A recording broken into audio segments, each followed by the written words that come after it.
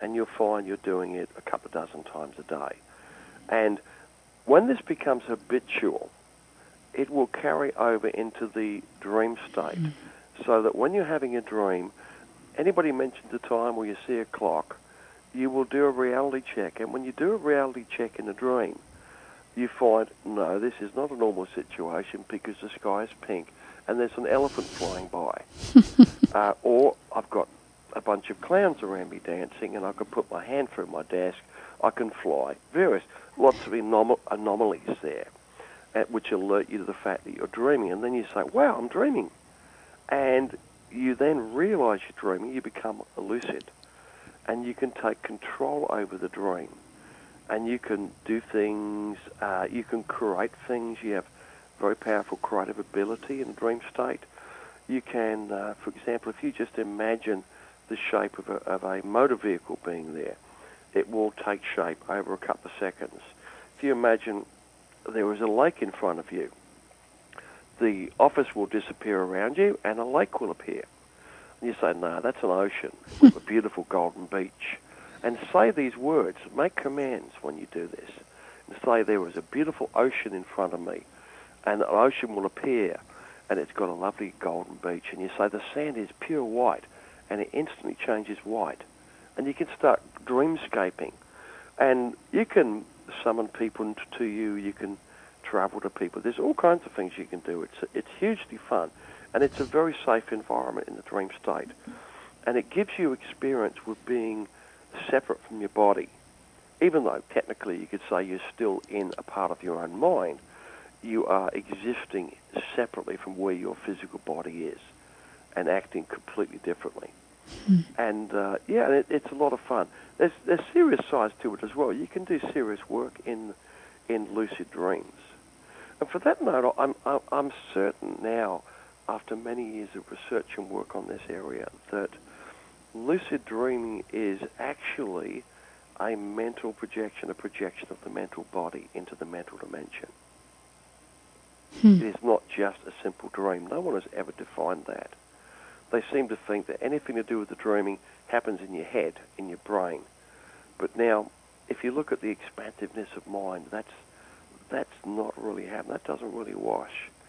But in the lucid dream state and the dream state, the similarities to projecting on the mental level, which I often do, that they're hugely similar. And so I'm certain that this is what's happening in the dream state, which is also very, very similar to what happens when a person dies.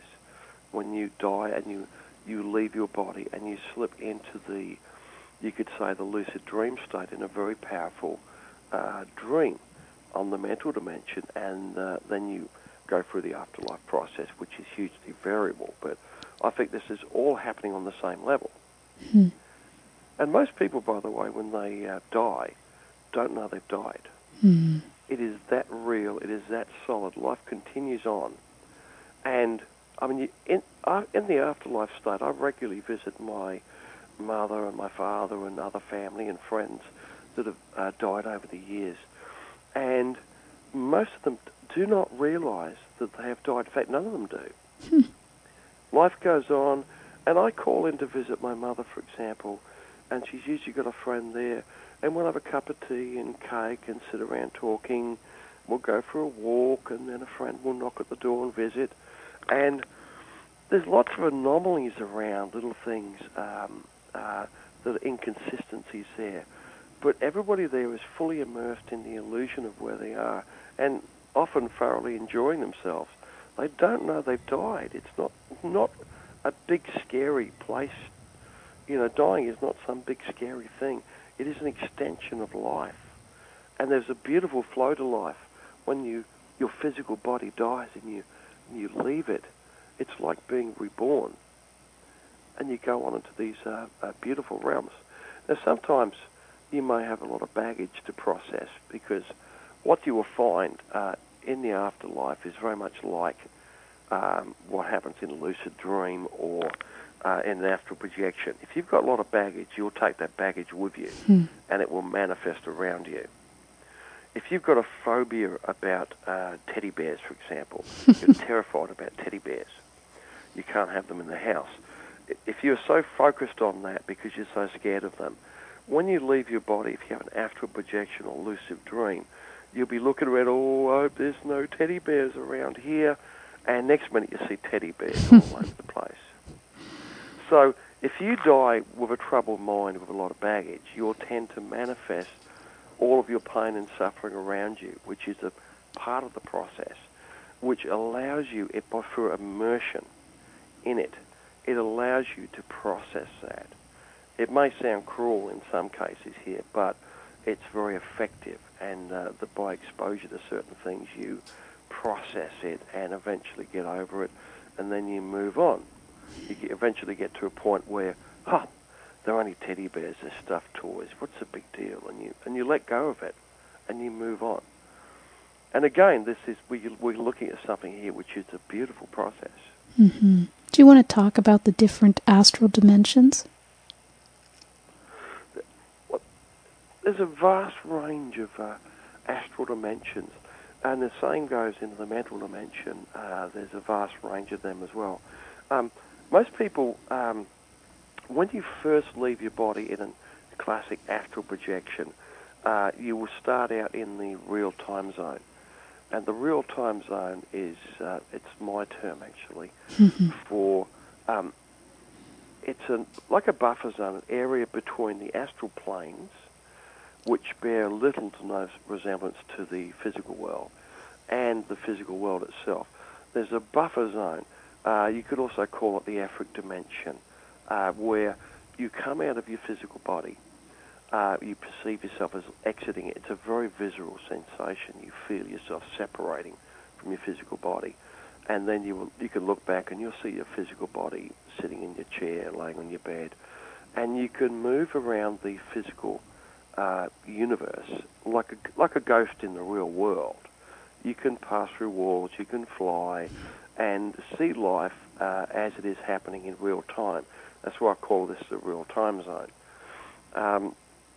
And beyond this, you get into the lower astral planes, which the first two astral planes are very boring. It's like being in a desert. There's like sand and rocks and not much there. But when you get to the third astral plane, you'll find that it's heavily populated. There are millions of people there milling around, and a lot of these people are dreaming. They're doing like it's like dreaming. They're sleep projecting. Because when you fall asleep, you automatically your dream mind becomes active on the mental level, mental dimension, and your astral body projects out automatically, while your physical body sleeps.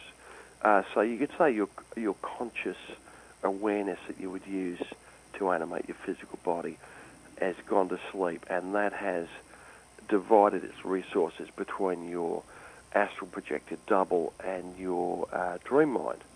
Now, keep in mind, we're not set up to automatically remember these experiences, even though they happen every night. Everybody has these every night. We don't normally remember them. A big part of that is the higher self, actually, because it filters these memories out of us, so we don't normally remember them. We'll remember an occasional dream, but most of them, particularly the astral projection side, is filtered. Those memories are filtered by the higher self. By default setting, you could say that we not normally want to have those sort of memories because they'd be very ungrounding for us, and we have to stay grounded here in the physical dimension and function here. This is, life we live.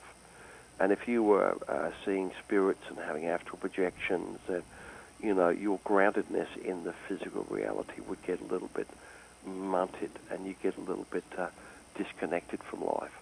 So the default setting is not to remember astral projection. And you can change that. One of the things that helps learning how to astral project more than probably anything is to use affirmations and intentions on that. If you make regular affirmations that I project out of my body happily and safely, I love to astral project, I love to leave my body and travel the astral planes, I love to remember my astral projections. Those are affirmations that you would use, present tense, active, as if you already were doing this.